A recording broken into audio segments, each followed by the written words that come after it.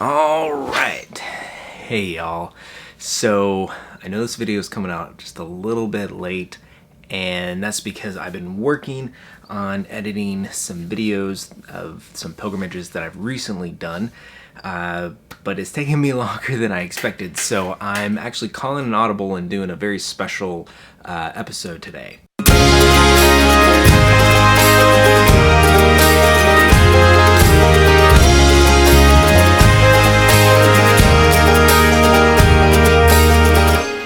So this episode was inspired by two things that recently happened. One, I had the great privilege of actually going to a mom's group at a local parish where I live here in Fort Worth, Texas, and they let me talk about pilgrimages and how to go on a pilgrimage as a family, on a budget, and just the practicals and why it's so important and my passion for it. So if anybody in that mom's group is watching this or any of my previous videos, thank you so much. Hi. And hopefully one of the things that came out of some of the questions that the moms had that I was like, duh, I should have done a video is on how to travel as a family, how to travel with kids on a pilgrimage. Which leads me into kind of the second reason why is because I was just getting back at the time of this recording yesterday. We went as a family up to Oklahoma City to go pray at Padre Pio's relics. They were traveling all across the country, and we went as a family for the first time, all five of us, me, my three daughters, and my wife. So we lived to tell the tale, but I'll have that video up sometime in the future. I'm not gonna say when, but it'll be up soon enough. Okay, so this list is in no particular order whatsoever. It's just me jotting down my ideas. In fact, I've got it right here, my little cheat sheet here. So let's get started. Okay, so the first thing is just already going thinking you're gonna need a lot more extra time than what you think. For example, this past pilgrimage, we went to Oklahoma City. Like I said, on paper, it should only take about 3 hours to get there one way, 6 hours total. In all honesty, it took us 4 hours one way. We had to add basically an extra hour. We got just past the Oklahoma border. We had to stop because one of the girls had to use the bathroom, but then our newest addition got woken up and then needed to eat, and then that made her go to make a mess in her diaper. And yeah, so it just kind of took a while to get that all settled. Just know, you know your kids better than I do, but obviously plan. The more kids you have, the more time you're gonna need to help with everything, especially also depending on the age and everything else. So but remember, pack extra time in your schedule. Speaking of packing, pack your patience. You will have plenty of opportunity for offering up things for the sacrifice of your patience, of your just not exploding on your kids, especially when they're frustrating you, when they're fighting in the back of the car, or you're trying to get through security through the airport and someone forgets something. It just take peace, take solace that what you're doing is for the betterment of y'all's souls, to bring you closer to Jesus Christ, and renewal in prayer, and your reward will be great in heaven. And you get to show them what it's like to be the domestic church on pilgrimage. As far as activities and other things, I would bring things that can be not a unitasker, so anything like paper, pens, crayons that they can draw, that they can write. You can play games, you can do the dot game, you can do tic-tac-toe, you can do all sorts of things like that. Another thing that my wife told me that her family did on family vacations that I thought was really brilliant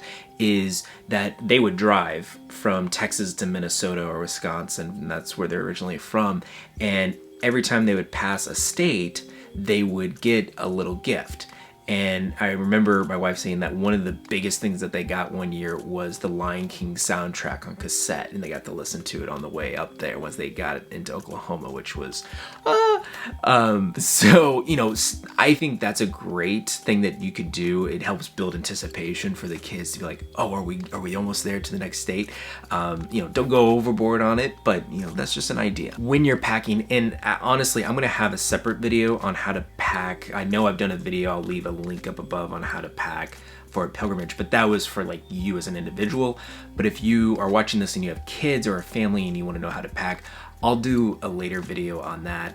When I go with my family, I'll make sure to shoot that. But what I will tell you is, regardless, if you have smaller kids, make sure to pack at least one extra outfit, if not two, because they're much more prone to get either too messy or get car sick. We've had that happen. Just all sorts of things. When you have little infants, you have diaper explosions, you have all sorts of things. So just pack at least one extra outfit just to be safe. You'll thank yourself later. The next suggestion is kind of a caveat. Make sure to pack some snacks or treats if you need a bribe. But what I would tell you is, again, you know what pilgrimage you're doing and whatnot, but make sure to pack the snacks enough for your travel time. But if you know you have access to, say, a grocery store or convenience store where once you get there you can stock up on some food, then I would wait until you get there. Just have just enough for the travel time, especially if you're flying. That way you're not having to pack a whole bunch of food. You don't have to worry about, again, security. You don't have to worry about having too big of bags and then maybe have to check it and then on and on and on.